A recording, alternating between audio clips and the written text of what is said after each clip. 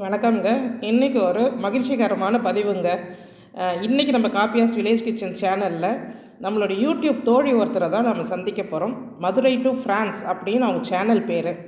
அவங்க ஃப்ரான்ஸ்லேருந்து தமிழ்நாட்டுக்கு வந்திருந்தப்போ நம்ம வீட்டுக்கு வந்து நம்மளை சந்திச்சுட்டு போனாங்க. இவங்களை நான் யூடியூப்பில் எப்படி சந்தித்தேன், அந்த சந்திப்பு எப்படியாப்பட்டது, அது வந்து நீங்கள் யாருமே எதிர்பார்க்க முடியாத ஒரு ட்விஸ்ட் அண்ட் டர்னுங்க. ரொம்ப சுவாரஸ்யமாக இருக்கும். அதையுமே நான் இந்த பதிவில் சொல்கிறேன். கண்டிப்பாக கேட்டு பாருங்கள். உங்களுக்கு அந்த மாதிரி எக்ஸ்பீரியன்ஸ் இருந்துச்சுன்னா கமெண்ட்டில் பதிவு பண்ணுங்கள். Hello viewers, welcome to காப்பியாஸ் village kitchen. ஆமாம், பாருங்கள், நம்ம France, Madurai to France Iniya, ரெண்டு இனியா ஒரே நேரத்தில் உங்களுக்காக வந்து பார்த்துருக்குறோம். பார்த்தீங்கல்ல, ஒரு வாரத்தில் ஊருக்கு போக போகிறாங்க, ஃப்ரான்ஸ்க்கு பறக்க போகிறாங்க. அதுக்குள்ளே ஒரு சின்ன விசிட்டு அப்படியே வந்து அவங்க சொன்ன வார்த்தையை காப்பாற்றுறதுக்காக வந்து பார்த்துட்டே போயிடணும் அப்படின்னு வந்திருக்கிறாங்க. ரொம்ப ஹாப்பியாக இருக்குது பார்க்குறதுக்கே. அடுத்து வந்து நாம் ஃப்ரான்ஸ்க்கு போய் இனியாவை பார்ப்போம். இவங்க பெயரும் இனியா தான், என் பெயரும் தமிழ் இனியா. ஸோ இவங்களை என்னுடைய யூடியூப் தோழி ஒருத்தவங்களுடைய லைவில் தான் நான் சந்திக்க வாய்ப்பு கிடைச்சது. அந்த லைவில் நான் இருக்கும்போது என்ன அவங்கெல்லாம் இனியான்னு அட்ரஸ் பண்ணும்போது இனியாமான்னு பேசிகிட்டு இருந்தாங்க. இவங்களுக்கு அப்போ புரியல, என்னடா நம்ம பேரை சொல்லி இன்னொருத்தவங்கள சொல்கிறாங்களேன்னு அவங்க நடுவில் 2-3 கொஸ்டின் போட்டாங்க. யாரப்பா சொல்கிறீங்க அப்படின்னு. அப்போ தான் எல்லோரும் சொன்னாங்க, இனியாமாவை தான் சொல்கிறோம், இங்கே பாருங்கள் காப்பியாஸ் வில்லேஜ் கிச்சன் சேனல் இருக்குது இல்லையா, அவங்கள அப்படின்னு சொல்லிட்டு. அப்போ அவங்க புதுசு தான் அந்த லைவுக்கு வந்திருந்தது. அப்போ அவங்க சொன்னாங்க, என் பேரும் இனியாதான்ப்பா அப்படின்னாங்க. எங்களுக்கு எல்லாருக்கும் ஒரே சிரிப்பாக இருந்துச்சு. என்னடா இது, இனியாமா பேரில் இன்னொரு இனியாவா அப்படின்னு என் ஃப்ரெண்ட்ஸ் எல்லாம் கிண்டல் பண்ணிகிட்டு இருந்தாங்க. அப்போ அவங்களுக்கு ஒரு ஊர் பாசம் ரொம்ப ஜாஸ்திங்க. அவங்க தான் கேட்டாங்க, எனக்கு மதுரைங்க, நீங்கள் எங்கே இருக்கிறீங்க? நானும் மதுரையில் தான்ப்பா இருக்கிறேன் அப்படின்னு. உடனே அடுத்தடுத்த கேள்விங்க. அப்படியே என்னமோ ஷூட்டிங் கன்லேருந்து வர மாதிரி, எந்த ஏரியா, எந்த தெருவில் இருக்கிறீங்க, இப்படி எல்லாமே நானும் ஒன்று ஒன்றா சொல்லிக்கிட்டு இருந்தேன்.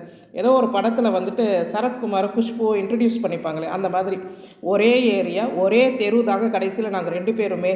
ஸோ இது ஒரு புதுமையான அனுபவமாகவும் இருந்தது சோஷியல் மீடியாவில் இது வரைக்கும் எனக்கு எதிரிகள் இல்லை தவறான அனுபவம் எதுவுமே இருந்தது இல்லைங்க. இது மாதிரி பல சுவாரஸ்யங்களை சந்திச்சு இருக்கிறேன். நான் லைவ் போட்டேன்னா எங்கே உட்காந்து போடுவேன் அப்படின்ற இடத்த வந்து இனியா இப்போ பார்க்குறாங்க. அதே இடத்துல அவங்களும் உட்கார சொல்லி நானும் அழகு பார்த்தேன். உட்காருங்க, இதான் நம்ம இடம், நம்ம உட்காந்து லைவ் போடுறது.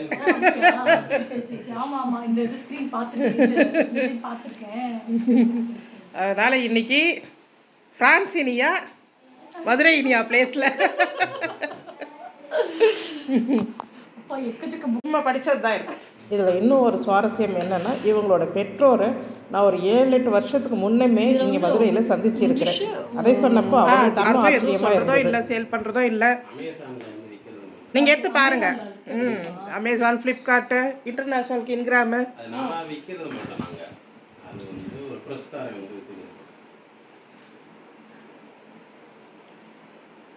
நானும் ஐதான் போடுவேன்.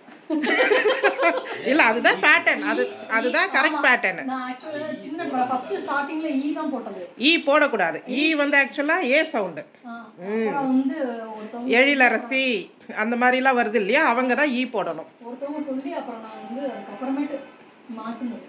நிறைய புக் இருக்கு. மூளையில அகத்துவம் மாற்றும் அரசியல் கிடைக்கும். இதுல அரசியல் புக் வச்சிருக்கீங்க. நிறைய எல்லா கேட்டகரிஸுமே இருக்கும். எனக்கு தெரிஞ்சதுலாம் ஒருத்தவங்களா சரி. ஓ இது இன்னுமே வா எடுத்து பார்க்கலாம். இப்போ நாங்க போடுறது எல்லாம் காப்பியா வாசிப்பகம்னு இருக்கும் பாருங்க. இந்த ஹைட் பத்தல. நீங்களே வந்து அப்ப சமையல் ஒரு புக் போடலாமே. நீங்க சமைக்கிற சமையல்ல ஒரு புக்க இங்கிலீஷ்ல போட்டிருக்கேன் ஒண்ணு. ஓ இதெல்லாம் இங்கிலீஷ்ல இருக்கும்.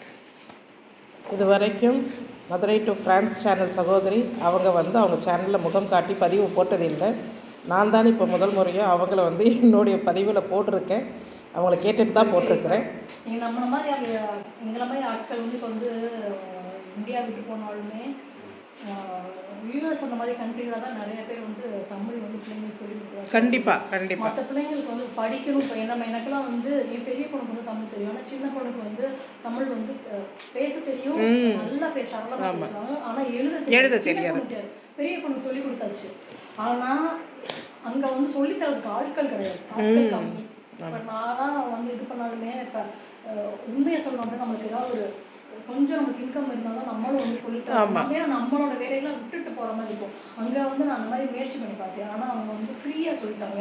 இங்கேருந்து ட்ராவல் பண்ணி 1/2 மணி நேரம் போய் நான் அங்கே போய் ஃப்ரீயாக சொல்லிட்டு முடியாது. அதுக்கு நான் ஓகே, நான் வீட்டில் இருக்க யாரும் ஓகே சொல்ல மாட்டாங்க. கரெக்ட் தான். மோஸ்ட்டாக வெளியில் இருக்கிறவங்க தமிழ் சொல்லி கொடுங்கன்னு சொல்லி தான் எங்கள்கிட்ட கேட்குறது அதிகம். அது யூஎஸ்லலாம் வந்துட்டு +1 +2 படிக்கிற பசங்க கூட லாங்குவேஜ் ஸ்கூல் தனியாக போகிறாங்க இல்லையா? ஸோ அந்த டைமில் அதிகமாக இங்கேருந்து போனவங்க வந்து தமிழ் தான் எடுக்க சொல்கிறாங்க.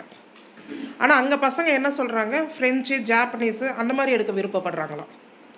ஆமாம், ஏன்னா பேசிக்காக வந்து வீட்டில் வந்து தமிழ் பேசுவாங்க. அப்புறம் அடுத்தவங்க போயிட்டா இல்லை, என் பொண்ணே பார்த்தீங்கன்னா வீட்டில் வந்து தமிழ் பேசுவாங்க. எங்கள் கூட ஃப்ரெண்டு வந்துட்டா அங்கே என்ன லாங்குவேஜோ அந்த லாங்குவேஜ் அதுதான். ஆமாம், காமன் லாங்குவேஜை இங்கிலீஷ் யாரும் இது பண்ணுறது, லோக்கல் லாங்குவேஜ் தான் பேசுவாங்க. அதுதான் நிறைய பேருக்கு புரிய மாட்டேங்குது. எல்லாரும் நினச்சிக்கிறாங்க இங்கிலீஷ் ரொம்ப முக்கியம்னு. ஆனால் ஜெர்மனியை பொறுத்த வரைக்கும், ஃப்ரான்ஸை பொறுத்த வரைக்கும் ஃப்ரெஞ்சு, அவங்களோட டாய்ச்சு இதுதான் ப்ரிஃபரன்ஸு. ஸோ நிறைய பேருக்கு புரியாது. சைனா போனாலும் ஜப்பான் போனாலும் அவங்க லாங்குவேஜ் மட்டும் தான் ப்ரிஃபரன்ஸு. ரொம்ப அவங்க எல்லாம் வந்து தாய்மொழி பற்று அதிகம், பேச மாட்டாங்க. இத்தனைக்கும் அவங்க வந்துட்டு நேஷ்னலாக பார்த்தா பைலிங்கல் கண்ட்ரி. ஆமாம், இங்கிலீஷ் வந்து ப்ரிஃபர் பண்ண மாட்டாங்க. புரியுது.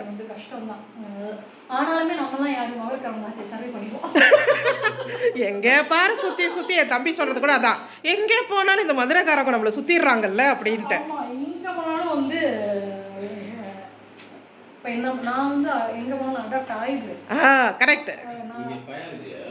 இல்லை, நான் வந்து ஐடி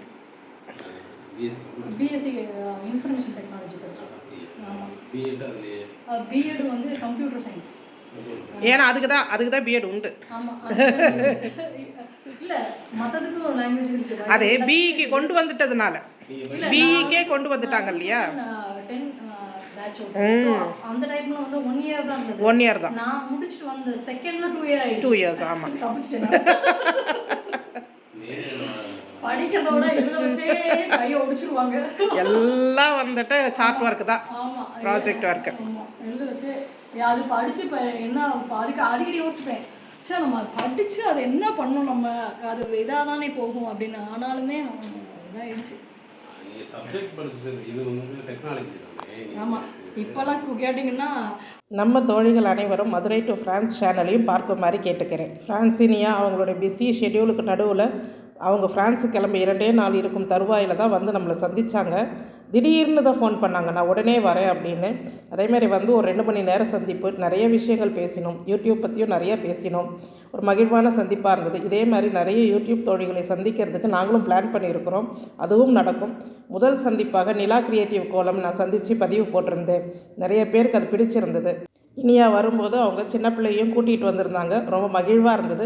என் பையனுக்கு நிறைய சாக்லேட்ஸு, எனக்கு ஒரு பர்ஃப்யூம் பாட்டில் எல்லாமே வாங்கிட்டு வந்திருந்தாங்க. நம்ம வீட்டிலேருந்து நம்ம கொடுக்கறது, நம்ம என்றைக்குமே நம்ம தோழிகள் யார் வந்தாலும் நம்ம வீட்டுக்கு புத்தகம் தாங்க. அதேமாதிரி அவர்களுக்கும் ஒரு 2 புத்தகம் அன்பளிப்பாக கொடுத்தோம். உங்களுக்கு இந்த பதிவு பிடிச்சிருந்ததுன்னா நம்ம காப்பியாஸ் வில்லேஜ் கிச்சன் சேனலுக்கு ஒரு லைக், ஷேர், கமெண்ட் பண்ணுங்கள். நன்றி.